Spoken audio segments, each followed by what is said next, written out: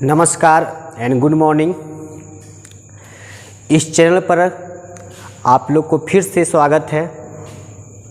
आज हम इस चैनल के माध्यम से 12th क्लास का पोएट्री भाग का द सोल्जर का समरी लेकर आए हैं, जो कि एग्ज़ाम के लिए बहुत क्या होता है, इम्पोर्टेंट होता है।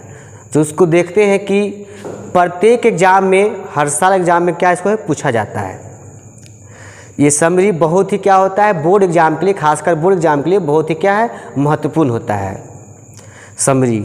चलिए हम इसको अब देखते हैं इसको कि एक देशभक्ति क्या होता है, एक सैनिक के लिए देशभक्ति क्या होता है।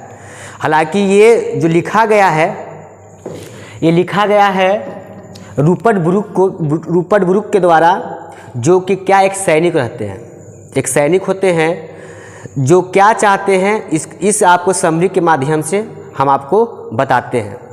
चलिए स्टार्ट करते हैं। तो करा है कि the soldier is a patriotic sonnet. The soldier is a patriotic sonnet, एक देशभक्ति सोनेट है। सोनेट मतलब होता है एक कविता का भाग होता है जो 14 लाइन की कविता होती है, उसी को हम लोग बोलते हैं सोनेट बोलते हैं। ठीक है, एक 6 भाग में बांटा जाता है, एक 8 भाग में बांटा जाता है। तो 8 6 हो गया 14। जो 14 लाइन की कविता हो गई उसको हम लोग बोलते हैं सोनेट। जो हमारा द सोल्जर है एक प्रकार का क्या है, सोनेट पोएम है, जो किसके द्वारा लिखा गया है, रिटेन मतलब होगा लिखा गया है किसके द्वारा, एन इंग्लिश वार पोएट, एक अंग्रेज युद्ध कवि के द्वारा।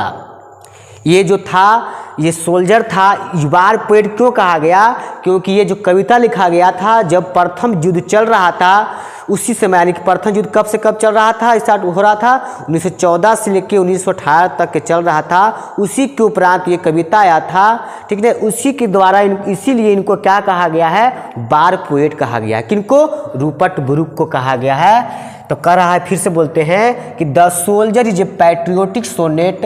जो सोल्जर क्या है, एक देशभक्ति सोनेट है, रिटेल लिखा गया है किसके द्वारा, एक इंग्लिश वार पोएट, एक इंग्लिश युद्ध कवि के द्वारा। जो क्या है, कौन है वो युद्ध कवि, तो वो है आपका रूपर्ट ब्रूक है। कौन है, रूपर्ट ब्रूक है। ठीक है, अब देखिए इसे आगे क्या कर रहा है, क्या प्रेजेंट करना चाह रहे हैं ये। ठीक ना, it presents a fine feeling. ये उपस्थित करते हैं क्या, एक फाइन फीलिंग, एक अपना अच्छा अनुभव उपस्थित करते हैं कि जब हम सैनिक में हैं तो हमें क्या अनुभव है, इसके बारे में क्या करते हैं, अपना अनुभव को क्या करते हैं, प्रेजेंट कर रहे हैं। किसका, ऑफ ए सोल्जर, एक सोल्जर के एक अच्छे अनुभव को क्या करते हैं, ये प्रेजेंट करते हैं, यानी कि दिखाते हैं कि सैनिक का जिंदगी क्या होता है, कैसे गुजरता है, उसी को क्या कर रहे हैं, ये दिखा रहे हैं इस पोएट के माध्यम से। फिर करा है, ही डज नॉट सी, वह नहीं देखते हैं, ही डज नॉट सी, या नहीं देखते हैं, द वार, युद्ध को, as a harrowing event. Harrowing मतलब होता है शोकजनक। जैसे घर में कोई आदमी मर जाता है तो उसे थोड़ा सा शोकजनक मनाते हैं, लेकिन इसमें क्या होता है, रूपर्ट ब्रूक क्या करते हैं कि जब कोई सैनिक मर जाता है तो उसको शोकजनक के रूप में क्या करते हैं, नहीं मनाते हैं कि हमारा क्या हो गया, सैनिक मनाते हैं, एक सैनिक मर गया है। ठीक न, बल्कि ये क्या करते हैं कि लेकिन एज ए ग्लोरियस सेक्रीफाइस, ये क्या होता है कि क्योंकि सैनिक हमारा मर गया है तो सोचिए क्या है, हमारा एक यशस्वी या तेजस्वी क्या है, एक प्रकार का सेक्रीफाइस है, यानी कि क्या हमारा है, ये बलिदान है। ऐसा नहीं है कि कोई मर गया, एक घर से आदमी मर जाता है तो शोक मनाते हैं, तो यहाँ पर क्या होता है, शोक मनाता नहीं है, बल्कि क्या एक तेजस्वी क्या मनाता है, एक बलिदान मनाता है कि हमारा क्या हुआ है, एक हमारा सैनिक मरा है, ये मनाता है। चलिए आगे क्या कहता है, ही सेज, वे कहते हैं, क्या कहते हैं कि एवरी इंग्लिश सोल्जर, प्रत्येक अंग्रेज क्या सैनिक, प्रत्येक अंग्रेज सैनिक क्या करता है, इज प्रोटेक्टेड, सुरक्षा दी जाती है उनको, एंड ग्लोरीफाइड, गौरवान्वित की जाती है किसके द्वारा, बाय इंग्लिश ब्यूटी, यानी कि अंग्रेजी सुंदरता के द्वारा क्या किया जाता है, उनको सुरक्षा और क्या किया जाता है, गौरवान्वित किया जाता है कि हमारे देश का क्या है, एक सैनिक है, हमें इस सैनिक पर क्या है, हमें गर्व है।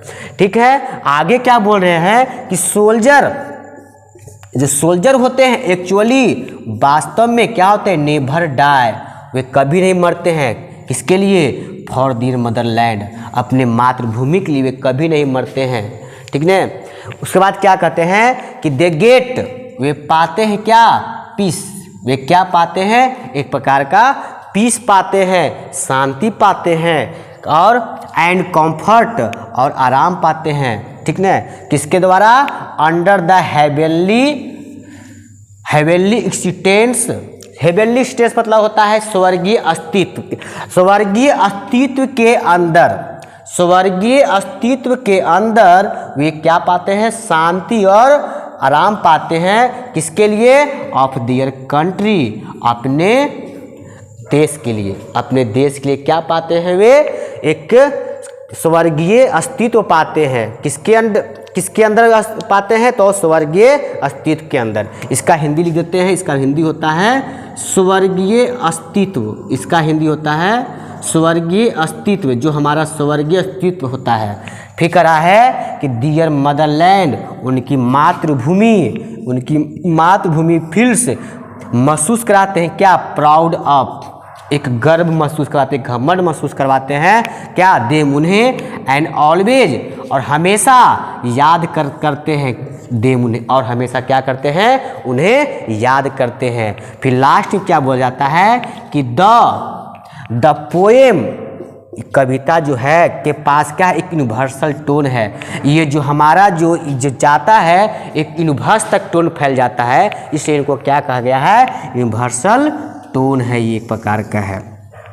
क्योंकि हम जानते हैं कि प्रत्येक सैनिक में क्या होता है, एक प्रकार का देशभक्ति छिपा होता है। कि जब ये इनका मृत्यु, जब ये थे तो उन्होंने बोला था कि अगर किसी देश में हमारी अगर मृत्यु होती है, जिस कोना में अगर मुझे दफनाया जाता है, तो सोचना कि जितना भूमि है वो मेरा क्या हो जाएगा, उस देश का हो जाएगा जहाँ मैं जिस देश का हूँ। क्योंकि प्रत्येक देश में क्या होता है, अपना अपना क्या होता है, एक देशभक्ति होता है। इसलिए कहा गया है कि प्रत्येक को अपने वतन के लिए, क्योंकि प्रत्येक को वतन के लिए अब उसके दिल में एक रवानी है, प्रत्येक को अपने वतन के लिए उसके दिल में एक रवानी है, और जिसके खून नहीं खौले वो नल्ला पाकिस्तानी है। इसके साथ और इसी के साथ हम अपना वीडियो को समाप्त करते हैं। मिलेंगे नेक्स्ट वीडियो में, तब तक के लिए गुड नाइट।